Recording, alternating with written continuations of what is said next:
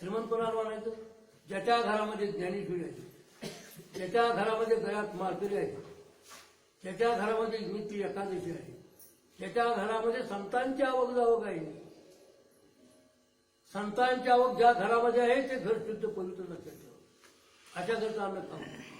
अशा घरामध्ये अन्न केलेलं पहिला घास खाल्ला की घरात ते संत मालिका आहे का कशा इथं ताबडतोब कर. एवढं खुळं बोलू नका. एवढं ज्ञानोबानी ज्ञानेश्वरी कथन करून मार्गात लावलं.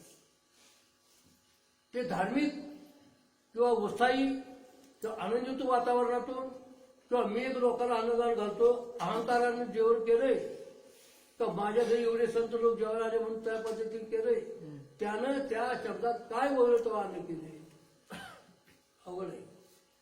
म्हणून खरे जातीवंत जे संत असतात कुठेही जेवत नाही. हो तरी केलं आम्ही माझं गुरुवार होतं माझ्या लक्षातच नाही. बुद्धूच देतात हो तू हे खऱ्या संतांचं लक्षण असतं लक्षात ठेवा. आणि संतांची परीक्षा बघत असताना एक लक्षात ठेवायचं.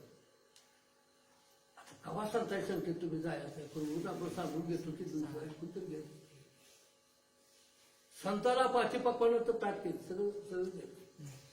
त्यात सारखा भर कशावर देतो, काय खातो, सारखा कुठला पदार्थ मागतो, जिभेची चव कशी भागवतो आणि भसा आला आणि आला ही जी तक्रारी हे माझ्या गुरुजींचं वाक्य लक्षात.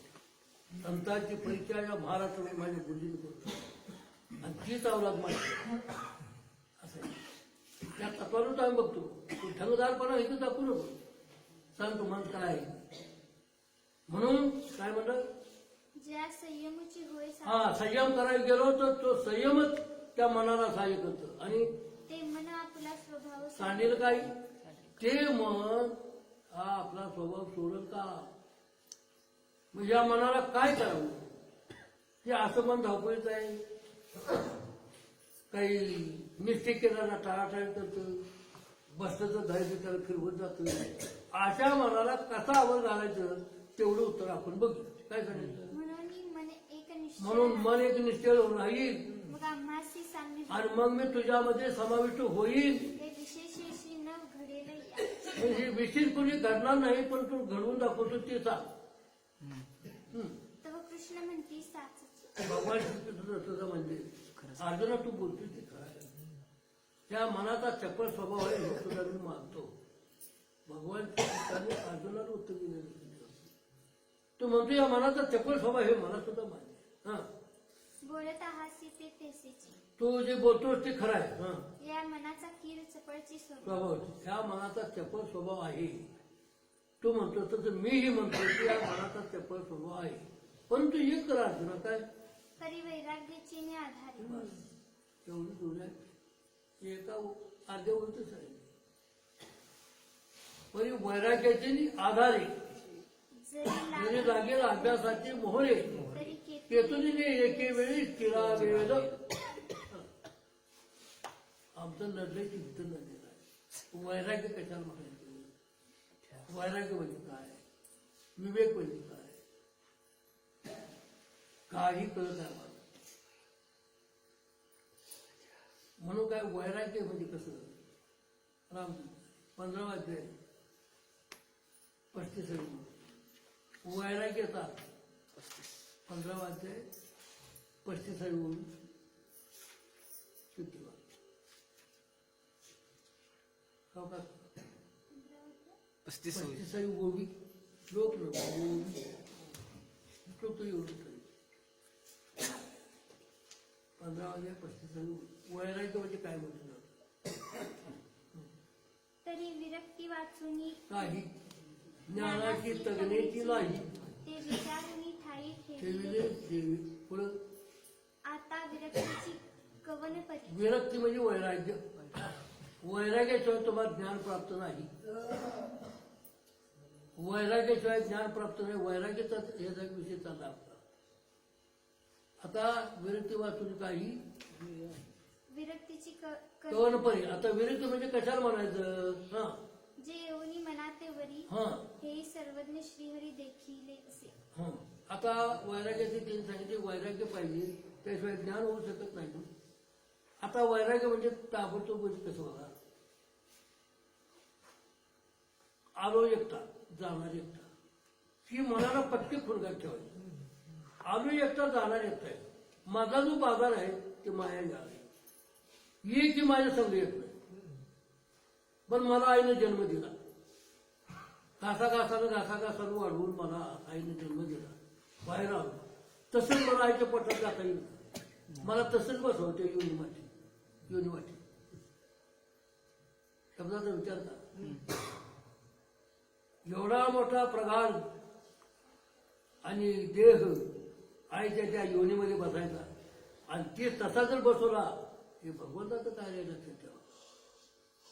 कोणी केली बारा दुधाची उत्पत्ती, वाढवीची उत्पत्ती सगळी तिकडे मोर जन्माला येतं आणि त्या आईच्या स्तनामध्ये दूध येतं. काय तू पंपान भरलंच काय, देवच नाही. असे काय आवला, देवच नाही. कुठला तो कोण कुठं जन्म, त्याच्या आईची कुस तेवढीच असली पाहिजे. त्या कुशीतून निघताना त्याला तसंच काढलं असलं पाहिजे. काय माय गेली होती भोतापाची, नाथ बाबा शिवाजी येतात लक्षात ठेवा. दुसऱ्या काय येतं लक्ष नाही, भगवंताचं नाम नाही तुझ्या तोंडामध्ये, तुझ्या आई भोताबरोबर गेली आहे.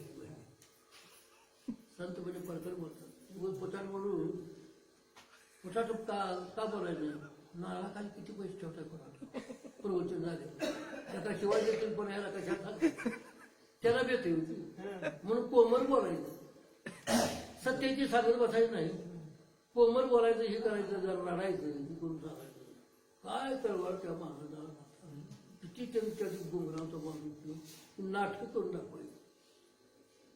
वैराग्याचा अर्थ लक्षात ठेवा काय आहे, तर हे आलो एकटं जाणार एकटं आहे, माझा सगळा बाजार आहे. मी गेल्यानंतर, मी मेल्यानंतर मला वड्यात नेला. वड्यात नेल्यानंतर सगळी बावकी बिवकी सगळी जमावला. प्रत्येकाच्या जीवनामध्ये आहेच, पण आठवण येत नाही, म्हणून आठवण करून द्यायची. त्याला सरणावर घातला, सगळं केलं. तो पोरगे येते, तोंडात त्या तुळशीचं पान घालते, हाडकं सगळे आली ती, आणि तेवढ्या पुरतं मात्र जातं तोंडात, जादा मुक्ती झालं. पुन्हा पाणी पाहते, मी घटाघट घुटली, पाणी घटायची तेवढी मुलगी बोलायची. थांब ती आता गाठ तोंड घटाघट अग्नी कोण लावतो, घरात तीच अग्नी लावते ती. एवढं वैराग्य ठेवा. मी ह्यांच्या समेत राहिलो, सगळ्यात राहिलो, सगळं मी केलं ह्यांच्याकरता, सगळं झालं. आता कोण अग्नीच्या का तुला घरची तर लोक नाती गुतीच गोत्यात आणते ती, पाहुणं पै किंमत करते ती. याला म्हणायचं वैराग्य, बाकी काहीच तुला. परिवारावरील प्रेम आयुष्यभर कधी कमी होणार, परिवारावर केलेलं प्रेम कधीही कमी होत नाही. कारण अतिस्नेह दुःखाला कारण आहे. तुम्ही जेवढं प्रेमात गुंताल तेवढं तुम्हाला ती वेस्टर्न करणार. लोकांनी असंख्य आपल्याला उपकार केले असतात, त्यावेळेला त्यांच्याबद्दल वैराग्य ठेवायला म्हणजे अवघड आहे. त्यांच्याबद्दल वैराग्य ठेवणं फार अवघड आहे. मला मदत केली, अहो जेवढा 2-4 लाख रुपये त्या माणसाला मारते, आणि त्याच्यावर आता कठोर कसं अमुक कसं काय. हा जो भावाचा नेमका जो आहे त्याचा काय विषय त्याच्यामध्ये, तर हे तीव्र वैराग्य आपल्याला पाहिजे. हे हिथं मी जाणार एकटा, आलो एकटा, अग्नी लावून दिली की सगळं माझं मी प्रयाण केला. तिथं आम्हाला विचारलं, हो थांबा, ते कोणी गेला आला, तिथे चित्रगुप्त बसलाय, तिथे जाऊन काय काय केलंय काय काय नाही, तो माझा चार्ट तयार करतो. तुम्ही लहानपणापासून हे केलं ते केलं, अमुक एखाद्यामध्ये बसला, तिथं काय खात होता, तिथं हरकत होत होता, तिथं तक्रार तर गेली, हे सगळं टाकायचं. पण हे सगळं बघितलं का काय, तुम्ही इकडे जायला काय, तुम्हाला या पद्धतीने इकडे तुम्हाला जायला आहे. मग सिंधुपात असू दे, नंत असू दे, तुम्ही पहिल्या थोडं त्याला हितवाच्या तेव्हा जायला बघा. बघा तुमचं काय टाकू देते. मग काय दुसरं बघ, त्या का असं कुठं असतो, असं कुठं मरून बघ तू. विषय काय हे लक्षात ठेवा. हिंदवाच्या पाठीवरून हात गुदगुले होते. हिंदुत्वाच्या पाठीवर हा वा वा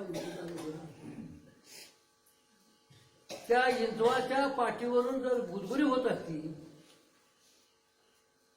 तर दुर्जनाच्या संख्येनं आपलं कल्याण